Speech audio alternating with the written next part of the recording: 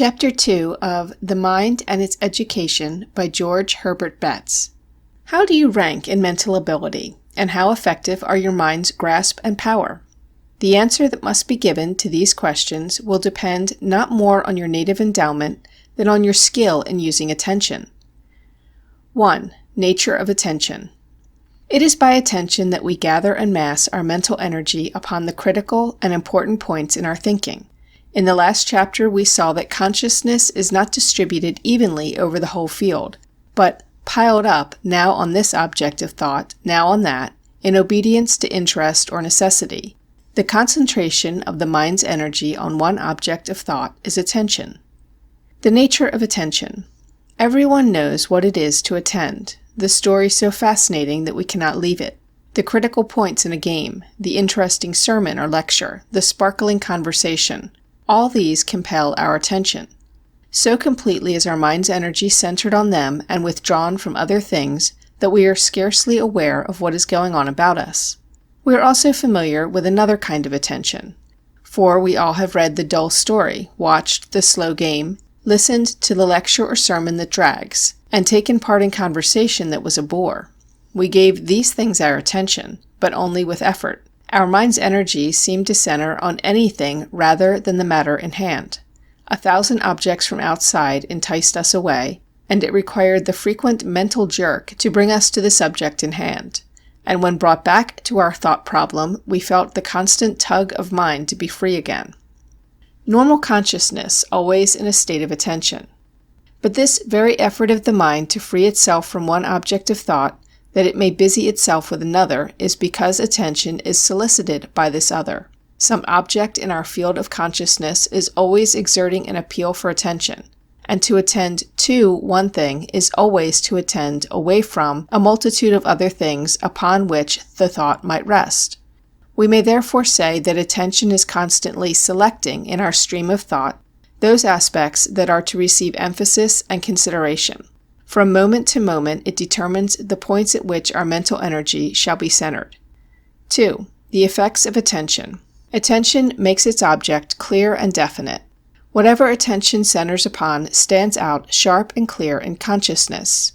Whether it be a bit of memory, an air castle, a sensation from an aching tooth, the reasoning on an algebraic formula, a choice which we are making, the setting of an emotion, whatever be the object to which we are attending, that object is illumined and made to stand out from its fellows as the one prominent thing in the mind's eye, while the attention rests on it.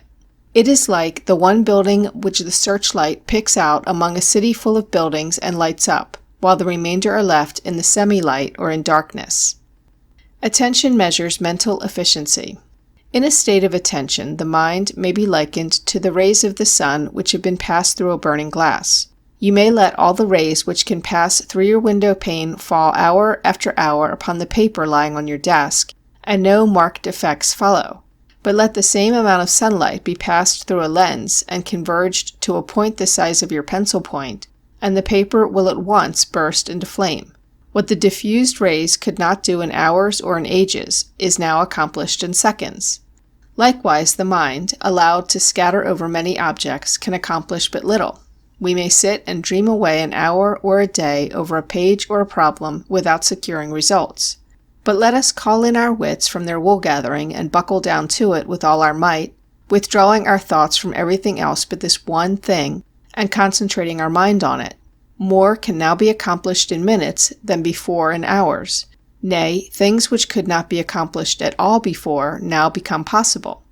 Again, the mind may be compared to a steam engine, which is constructed to run at a certain pressure of steam, say 150 pounds to the square inch of boiler surface. Once I ran such an engine, and well I remember a morning during my early apprenticeship, when the foreman called for power to run some of the lighter machinery, while my steam gauge registered but 75 pounds. Surely, I thought, if 150 pounds will run all this machinery, 75 pounds should run half of it. So I opened the valve. But the powerful engine could do but little more than turn its own wheels, and refused to do the required work. Not until the pressure had risen above 100 pounds could the engine perform half the work which it could at 150 pounds. And so with our mind. If it is meant to do its best work under a certain degree of concentration, it cannot in a given time do half the work with half the attention. Further, there will be much which it cannot do at all unless working under full pressure.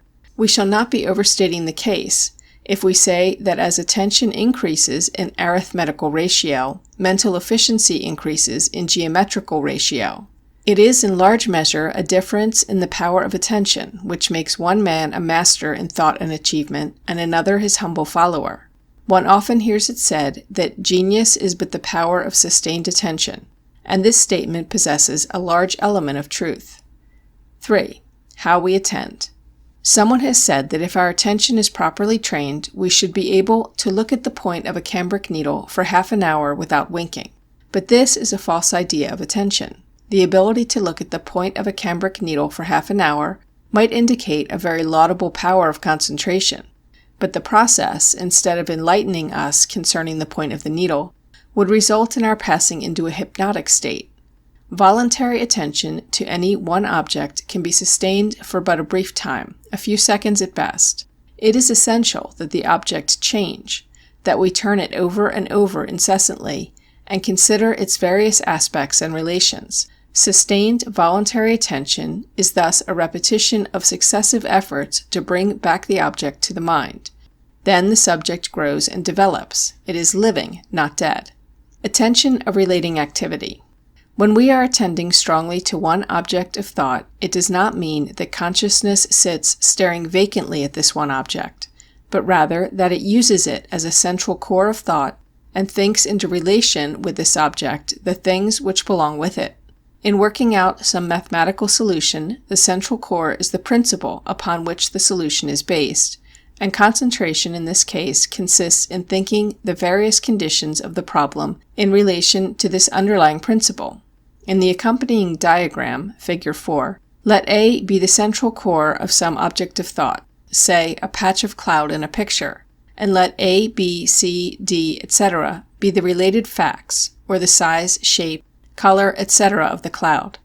The arrows indicate the passing of our thoughts from cloud to related fact, or from fact to cloud, and from related fact to related fact. As long as these related facts lead back to the cloud each time, that long we are attending to the cloud and thinking about it.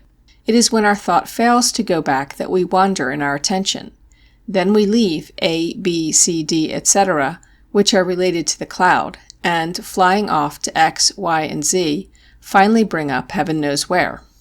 The rhythms of attention. Attention works in rhythms.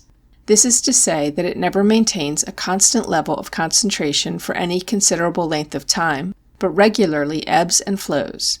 The explanation of this rhythmic action would take us too far afield at this point. When we remember, however, our entire organism works within a great system of rhythms, hunger, thirst, sleep, fatigue, and many others, it is easy to see that the same law may apply to attention. The rhythms of attention vary greatly, the fluctuations often being only a few seconds apart for certain simple sensations, and probably a much greater distance apart for the more complex process of thinking. The seeming variation in the sound of a distant waterfall, now loud and now faint, is caused by the rhythm of attention, and easily allows us to measure the rhythm for this particular sensation. 4. Points of failure in attention. Lack of concentration. There are two chief types of inattention whose danger threatens every person. First, we may be thinking about the right things, but not thinking hard enough. We lack mental pressure. Outside thoughts which have no relation to the subject in hand may not trouble us much, but we do not attack our problem with vim. The current in our stream of consciousness is moving too slowly. We do not gather up all our mental forces and mass them on the subject before us in a way that means victory. Our thoughts may be sufficiently focused, but they fail to set fire. It is like focusing the sun's rays while an eclipse is on. They lack energy. They will not kindle the paper after they have passed through the lens. This kind of attention means mental dawdling. It means inefficiency. For the individual, it means defeat in life's battles. For the nation, it means mediocrity and stagnation. A college professor said to his faithful but poorly prepared class, "Judging from your worn and tired appearance, young people, you are putting in twice too many hours on study." At this commendation the class brightened up visibly, But, he continued, judging from your preparation, you do not study quite half hard enough. Happy is the student who, starting in on his lesson rested and fresh, can study with such concentration that an hour of steady application will leave him mentally exhausted and limp. That is 1 hour of triumph for him, no matter what else he may have accomplished or failed to accomplish during the time. He can afford an occasional pause for rest, for difficulties will melt rapidly away before him. He possesses one key to successful achievement. Mental wandering. Second, we may have good mental power and be able to think hard and efficiently on any one point, but lack the power to think in a straight line. Every stray thought that comes along is a will-o'-the-wisp to lead us away from the subject in hand and into lines of thought not relating to it. Who has not started in to think on some problem, and after a few moments been surprised to find himself miles away from the topic upon which he started? Or who has not read down a page, and turning to the next, found that he did not know a word on the preceding page, his thoughts having wandered away, his eyes only going through the process of reading? Instead of sticking to the A, B, C, D, etc. of our topic, and relating them all up to A, thereby reaching a solution of the problem, we often jump at once to X, Y, Z, and find ourselves far afield, with all possibility of a solution gone. We may have brilliant thoughts about X, Y, Z, but they are not related to anything in particular, and so they pass from us and are gone, lost in oblivion, because they are not attached to something permanent. Such a thinker is at the mercy of circumstances, following blindly the leadings of trains of thought which are his master instead of his servant, and which lead him anywhere or nowhere without let or hindrance from him. His consciousness moves rapidly enough and with enough force, but it is like a ship without a helm. Starting for the intellectual port A by way of A, B, C, D, he is mentally shipwrecked at last on the rocks X, Y, Z, and never reaches harbor. Fortunate is he who can shut out intruding thoughts and think in a straight line. Even with mediocre ability, he may accomplish more by his thinking than the brilliant thinker who is constantly having his mental train wrecked by stray thoughts which slip in on his right of way. 5. Types of attention. The 3 types of attention. Attention may be secured in 3 ways. 1. It is demanded by some sudden or intense sensory stimulus or insistent idea.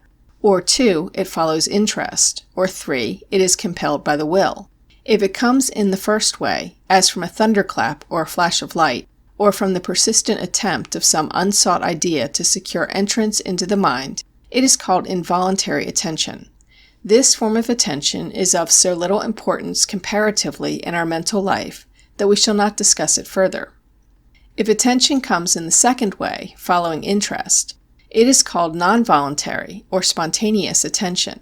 If in the third, compelled by the will, voluntary or active attention. Non-voluntary attention has its motive in some object external to consciousness, or else follows a more or less uncontrolled current of thought which interests us. Voluntary attention is controlled from within. We decide what we shall attend to instead of letting interesting objects of thought determine it for us. Interest and non-voluntary attention. In non-voluntary attention, the environment largely determines what we shall attend to. All that we have to do with directing this kind of attention is in developing certain lines of interest, and then the interesting things attract attention. The things we see and hear and touch and taste and smell, the things we like, the things we do and hope to do. These are the determining factors in our mental life, so long as we are giving non-voluntary attention. Our attention follows the beckoning of these things as the needle the magnet. It is no effort to attend to them, but rather the effort would be to keep from attending to them. Who does not remember reading a story, perhaps a forbidden one, so interesting that when Mother called up the stairs for us to come down to attend to some duty, we replied yes in a minute, then went on reading. We simply could not stop at that place. The minute lengthens into 10, and another call startles us. Yes, I'm coming. We turn just one more leaf and are lost again. At last comes a third call, in tones so imperative it cannot be longer ignored, and we lay the book down, but open to the place where we left off, and where we soon hope to begin further to unravel the delightful mystery. Was it an effort to attend to the reading? Ah, no. It took the combined force of our will and of Mother's authority to drag the attention away. This is non-voluntary attention. Left to itself, then, attention simply obeys natural laws and follows the line of least resistance. By far the larger portion of our attention is of this type. Thought often runs on hour after hour when we are not conscious of effort or struggle to compel us to cease thinking about this thing and begin thinking about that. Indeed, it may be doubted whether this is not the case with some persons for days at a time instead of hours. The things that present themselves to the mind are the things which occupy it. The character of the thought is determined by the character of our interests. It is this fact which makes it vitally necessary that our interests shall be broad and pure if our thoughts are to be of this type. It is not enough that we have the strength to drive from our minds a wrong or impure thought which seeks entrance. To stand guard as a policeman over our thoughts, to see that no unworthy one enters, requires too much time and energy. Our interests must be of such a nature as to lead us away from the field of unworthy thoughts if we are to be free from their tyranny. The will and voluntary attention. In voluntary attention, there is a conflict, either between the will and interest, or between the will and the mental inertia or laziness, which has to be overcome before we can think with any degree of concentration. Interest says, follow this line which is easy and attractive, or which requires but little effort. Follow the line of least resistance. Will says, quit that line of dalliance and ease, and takes this harder way which I direct. Cease the line of least resistance, and take the one of greatest resistance. When daydreams and castles in Spain attempt to lure you from your lessons, refuse to follow. Shut out these vagabond thoughts and stick to your task. When intellectual inertia deadens your thought and clogs your mental stream, throw it off and court forceful effort. If wrong or impure thoughts seek entrance to your mind, close and lock your mental doors to them. If thoughts of desire try to drive out thoughts of duty, be heroic and insist that thoughts of duty shall have right of way. In short, see that you are the master of your thinking, and do not let it always be directed without your consent by influences outside of yourself. It is just at this point that the strong will wins victory and the weak will breaks down. Between the ability to control one's thoughts and the inability to control them lies all the difference between right actions and wrong actions, between withstanding temptation and yielding to it, between an inefficient, purposeless life and a life of purpose and endeavor, between success and failure. For we act in accordance with those things which our thought rests upon. Suppose two lines of thought represented by A and B respectively lie before you. That A leads to a course of action difficult or unpleasant, but necessary to success or duty, and that B leads to a course of action easy or pleasant, but fatal to success or duty. Which course will you follow, the rugged path of duty or the easier one of pleasure? The answer depends almost wholly, if not entirely, on your power of attention. If your will is strong enough to pull your thoughts away from the fatal but attractive B, and hold them resolutely on the less attractive A, then A will dictate your course of action, and you will respond to the call for endeavor, self-denial, and duty. But if your thoughts break away from the domination of your will, and allow the beckoning of your interests alone, then B will dictate your course of action, and you will follow the leading of ease and pleasure. For our actions are finally and irrevocably dictated by the things we think about. Not really different kinds of attention. It is not to be understood, however, from what has been said, that there are really different kinds of attention. All attention denotes an active or dynamic phase of consciousness. The difference is rather in the way we secure attention, whether it is demanded by sudden stimulus, coaxed from us by interesting objects of thought without effort on our part, or compelled by force of will to desert the more interesting and take the direction which we dictate. 6. Improving the power of attention. While attention is no doubt partly a natural gift, yet there is probably no power of the mind more susceptible to training than is attention. And with attention, as with every other power of body and mind, the secret of its development lies in its use. Stated briefly, the only way to train attention is by attending. No amount of theorizing or resolving can take the place of practice in the actual process of attending. Making different kinds of attention reinforce each other. A very close relationship and interdependence exists between nonvoluntary and voluntary attention. It would be impossible to hold our attention by sheer force of will on objects which were forever devoid of interest.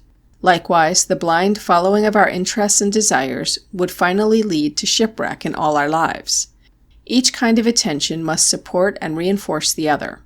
The lessons, the sermons, the lectures, and the books in which we are most interested, and hence to which we attend non-voluntarily and with the least effort and fatigue, are the ones out of which, other things being equal, we get the most and remember the best and longest. On the other hand, there are sometimes lessons and lectures and books, and many things besides, which are not intensely interesting, but which should be attended to nevertheless.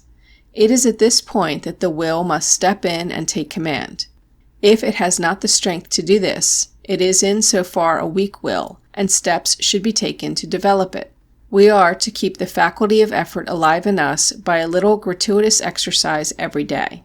We are to be systematically heroic to the little points of everyday life and experience. We are not to shrink from tasks because they are difficult or unpleasant.